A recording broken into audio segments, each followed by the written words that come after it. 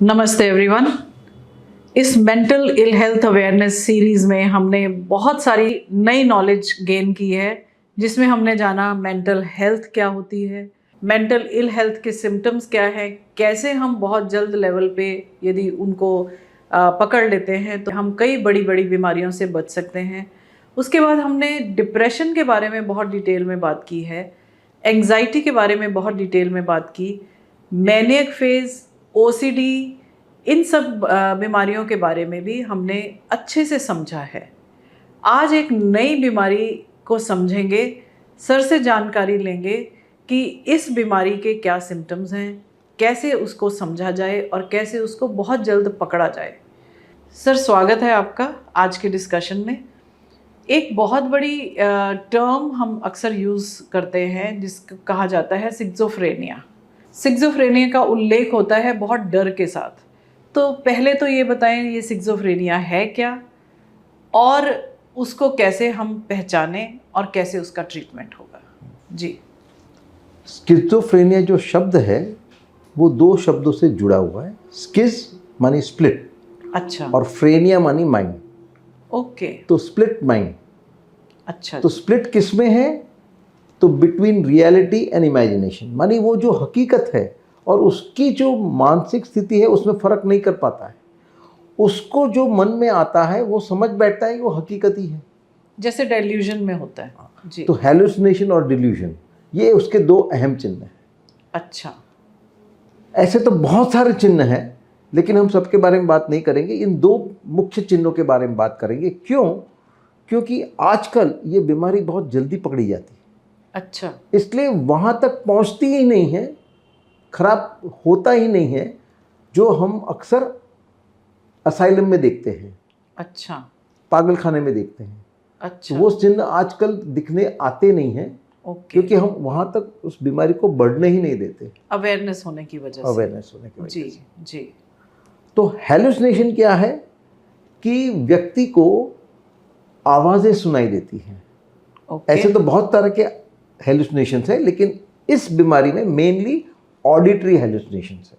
अच्छा, ऑडिटरी माने उसको कुछ सुनाई देता है, हम्म, कुछ हो नहीं रहा है लेकिन उसको सुनाई देता है। जी, अब ये ऑडिटरी हैलुसिनेशन भी तीन किस्म के होते हैं, हम्म, अनस्ट्रक्चर्ड, सेमी स्ट्रक्चर्ड और स्ट्रक्चर्ड। तो अनस्ट्रक्चर्ड में नॉइजेस सुनाई देते हैं, कैसे ओके, कुछ खिसक रहा है या कुछ बज रहा है, ऐसे।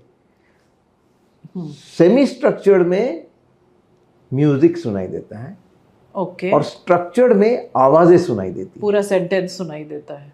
सेंटेंस हो, वर्ड्स हो, अच्छा, लेकिन शब्द सुनाई देते हैं, ओके। कुछ कोई बोल रहा है। तो तीन तरह की आवाज़ें आ सकती हैं। एक तो कोई चीज़ की सरसराहट या कोई चीज़ खिसकने की आवाज़, या दूसरे लेवल पे कोई म्यूज़िक सुनाई दे सकता है, तीसरे लेवल पे प्रॉपर बातचीत या फिर कोई सेंटेंस या कोई शब्द सुनाई दे सकता है। जी, अब जो पैथोलॉजिकल है वो स्ट्रक्चर्ड है। अच्छा, अनस्ट्रक्चर्ड और सेमी स्ट्रक्चर्ड का कोई ज़्यादा इतनी अहमियत नहीं है, वो अच्छा, किसी नॉर्मल व्यक्ति को भी सुनाई सकती है। जी, तो ये आवाज़ें उसको क्या कहती हैं? जी, तो कई बार उस पर कमेंट करती है, हम्म, रनिंग कमेंट्री देती है कि अच्छा, देखो ये यहाँ गया, देखो ये कर रहा है, ओके, ऐसा। ओके, या उसको ऑर्डर देती है, ये करो, इधर जाओ, ये मत करो। या उसको गाली गलौज करता है, जी, या कभी उसको प्रेज करता है, बखान करता है।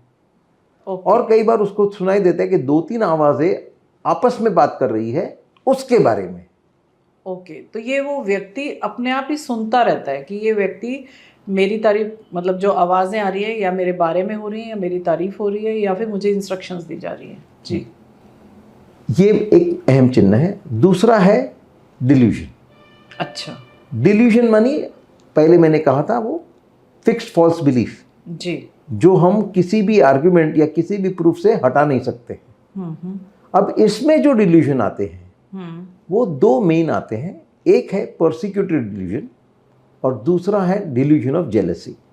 ओके, तो परसिक्यूटेड डिल्यूजन मानी क्या कि उसको लगता है कि कोई इसके खिलाफ है, कोई उसके पीछे साजिश कर रहा है, जी, कोई उसको मारने की कोशिश कर रहा है या उसको लूटने की कोशिश कर रहा है। मेरे एक मरीज कहता था कि उसके जो टॉप फ्लोर वाले नेबर है मशीन गन से एम्फीड्रीन का रेस पास कर रहे हैं ताकि उसको नींद ना आए। ऐसे उसको शक रखता है, मतलब अपनी परिस्थिति का वो दोष किसी और को डालता है और ऐसा समझता है कि सारे उसके खिलाफ कॉन्स्पिरेसी कर रहे हैं। जी। हल्का क्या है कि दो लोग अगर बात कर रहे हैं तो कहता है कि ये मेरे बारे में बात कर रहे हैं। These are called ideas of reference. Right. ये एक प्रकार का डिल्यूजन हो गया। दूसरा है डिल्यूजन ऑफ जेलसी। वहां उसको लगता है कि उसका पति या पत्नी उसको वफादार नहीं है। अच्छा। दूसरों के साथ उनका कोई चक्कर चल रहा है और इसके कारण रोज बरोज झगड़े होते हैं। कभी कभी डाइवोर्स तक जाता है, कभी कभी मर्डर तक जाता है। जी, ये तो बहुत किस्से सुने हैं कि कुछ सच्चाई नहीं थी लेकिन फिर भी शंका के तौर पर डिवोर्स हो गए, या मन में भाव चल रहा है कि हाँ उसका अफेयर है। किसी वाइफ ने नॉर्मली भी किसी अपने मेल कलीग से बात कर ली तो पति को ये शक हो जाता है कि ये तो अफेयर ही है। जी। और ये खतरनाक है। जी। अब ये हेलुसिनेशन और डिल्यूजन्स होते कैसे हैं? तो उसके लिए मैं एक एनालॉजी दूं जी, कि समझो कोई व्यक्ति टीवी देख रहा है। तो टीवी स्क्रीन पे वो क्या देखेगा? जो टीवी सेंटर से प्रसारित हुआ। जी। अब उसकी जानकारी के बगैर किसी ने केबल कनेक्शन किया है और केबल चल रहा है। अच्छा। तो वो क्या समझेगा वो देख रहा है? जो टीवी सेंटर से आया। जी। तो सबको ये बताएगा कि आज ये बताया गया। तो दूसरे कहेंगे हम भी देख रहे थे, ऐसा कुछ नहीं था। अब दोनों में सही कौन है? सही तो दोनों। इसी तरह ये व्यक्ति है, ये उसका मन है और ये उसका मेंटल स्क्रीन है। ओके। और ये बाहर की हकीकत है, दुनिया है। जी। ये जो बाहर की हकीकत है हमारे ज्ञान तंतुओं को सतेज करती है और जो हमारी नसें हैं वो मैसेज पहुंचाती है मस्तिष्क तक, ब्रेन तक। और जो बाहर की हकीकत है वो हमारे मेंटल स्क्रीन पे रिप्रोड्यूस होती है और हम उसका अनुभव करते हैं। जी। अब जो नसें हैं उसके जोड़ में जो डोपामीन है वो बढ़ गया, इसलिए वो मैसेज बराबर नहीं पहुंचता। ओके। तो यहाँ हकीकत नहीं आती है मेंटल स्क्रीन पे, विकृति आती है और ये उसको सही मान बैठता है। ठीक है। अब आप कितना भी उसके साथ आर्ग्यूमेंट करेंगे, उसके इस विचार को बदलने की कोशिश करेंगे, वो मानेगा नहीं। क्योंकि जन्म से अभी तक तो यहाँ हकीकत ही आ रही थी। जी। तो एक्चुअली देखा जाए तो उसका कसूर भी नहीं है क्योंकि उसको तो यही दिखाई दे रहा है। जी। तो उसके साथ आर्ग्यूमेंट करने की जरूरत नहीं है, झगड़ा करने की जरूरत नहीं है, समझाने की भी जरूरत नहीं है। जी। उसका इलाज करना है ताकि वो डोपामिन लेवल ठीक हो जाए। ओके। और ये सब बीमारी से वो बाहर निकल आए। तो ये कितना लंबा फेज रहता है? हाँ, तो ये जो बीमारी है उसके 4 आउटकम हैं। अच्छा। थोड़े बहुत ऐसे भी है जो रिएक्टिव है, उसको कहते हैं स्किज़ोफ्रेनी फ्रॉम रिएक्शन। अच्छा। तो वो 15 दिन से ज़्यादा नहीं रहेगा। मतलब कोई ऐसी सिचुएशन आई और जिसकी वजह से वो अस्थिर हो गया, स्प्लिट हो गया। जी। और वो अपने आप ठीक हो जाता है। ओके। 10% कुछ ऐसे है कि उसके लिए तुम कुछ भी कर लो वो ठीक होने वाले नहीं है। अच्छा। This is the progressive deteriorating case. Okay. यही लोग को हमको भर्ती करना पड़ता है अस्पताल में। ओके। बाकी जो बचे वो या तो रिकरेंट केस है या क्रॉनिक स्टेबल केस है। अच्छा। मानी जब तक उसकी दवाई चालू है वो बीमारी दबी रहेगी। अच्छा। तो इसमें ज़्यादा करके शुरू में ज़्यादा डोज की ज़रूरत होती है, बाद में जब ठीक हो जाता है तो हम डोज कम कर सकते हैं, लेकिन थोड़ा डोज चालू रखना है एज मेंटेनेंस थेरेपी। मेंटेनेंस मानी आगे ये और न चले उसको प्रिवेंट करने के लिए। अच्छा, ताकि ये एपिसोड्स दोबारा ना हो या फिर इस तरीके के जो एक्टिविटी है शरीर में दोबारा ना हो। जी। शायद जो ट्रीटमेंट के लिए डोज लगा उससे कम लगेगा, ठीक है, लेकिन लगेगा जरूर। तो वो लाइफ लॉन्ग चलता है। Life long. जी। और ये साइक्लिक भी लाइफ लॉन्ग चलेगा। हाँ, मानिए साइकिल बार बार आती रहेगी। हाँ। ज़्यादा करके तो क्रॉनिक स्टेबल केस। ठीक है। तो ये इन दोनों केसेस में लाइफ लॉन्ग मेडिसिन चलती है, पर उसकी क्वांटिटी कम या ज़्यादा होती रहती है। तो ऐसे पेशेंट्स को लगातार डॉक्टर के इन टच रहना चाहिए सो दैट उनको पता चलता रहे। फॉलो अप बहुत ज़रूरी है जी। ताकि डोज का एडजस्टमेंट हो सके। तो ये जो सिक्सोफ्रेनिया है जिसको हम फिल्मों में भी बहुत देखते हैं और इसके नाम से हम बहुत डरते भी हैं क्योंकि ये बीमारी ऐसी है जो अपने कंट्रोल में नहीं है। जैसा सर ने बताया कि उसमें आप पेशेंट को किसी भी कीमत पर कन्विंस नहीं कर सकते क्योंकि उसको जो दिखाई या सुनाई दे रहा है वो बहुत क्लियर है, उसको बहुत क्लियर है, लेकिन क्योंकि वो रियलिटी के साथ जुड़ा हुआ नहीं है, हम जो रियलिटी को देख पा रहे हैं उन दोनों के बीच में समन्वय कभी हो ही नहीं सकता। ऐसे केसेस में जैसे बताया सर ने कि 10% लोग ऐसे हैं जो बहुत शुरू में जिनको रिएक्टिव सिक्सोफ्रेनिया होता है उनको अपने आप वो ठीक हो जाते हैं और 10% प्रोग्रेसिव डिटीरियोरेटिंग केसेस होते हैं जिनको अल्टीमेटली मेंटल असाइलम में या हॉस्पिटल में दाखिल करना पड़ता है। इन बिटवीन जो केसेस हैं जो साइक्लिक हैं या फिर क्रॉनिक हैं उनको लगातार डॉक्टर के साथ इन टच रहना पड़ता है क्योंकि वो जो कनेक्शन है डोपामिन का वो बना रहना चाहिए और डोज घटाई या बढ़ाई जा सकती है लेकिन उसके लिए फॉलो अप मेंटेनेंस बहुत ही ज़रूरी है। बीमारियों से डरे नहीं, बीमारियों को समझें और उसका इलाज पॉसिबल है।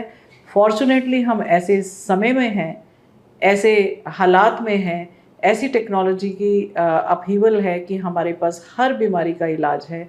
तो ना तो बीमारियों को दबाएं, ना छुपाएं और ना ही उनसे डरें, उनका सामना करें, उनका सॉल्यूशन ढूंढें। आज हर शहर में हर जगह पर ये सॉल्यूशंस मिल जाते हैं। Sir thank you so much, आपने हमें अवेयर कराया इन सब चीज़ों के लिए। लेकिन कुछ बातें मेरे दिमाग में आती हैं जिनका मैं समाधान चाहती हूँ before we end this series here. तो जैसे आपने बताया कि कुछ लोगों को आवाज़ें सुनाई देती हैं या कुछ लोगों को दिखाई देने लग जाती हैं, तो ये अक्सर जो लोग हैं जो बहुत ज़्यादा अपने साथ जुड़े होते हैं और कहते हैं कि हमें ये संदेशा आया या इस तरीके की बात हुई, तो क्या ये बीमारी का लक्षण है या कुछ और एक्टिविटी हो सकता है? जी, होने का चांसेस है जी, कि बीमारी भी हो सकती है लेकिन कोई और कंडीशन भी हो सकता है, इंटरवेंशन भी हो सकता है। जैसे एक है पोजेशन सिंड्रोम। जी, इसमें जो कहते हैं ना देवी आई जी, और फिर वो मंदिर में उनको कुछ सुध बुध नहीं रहती है जी, तो ये है हिस्टेरिकल डिसोशिएटेड केस का एक सब टाइप।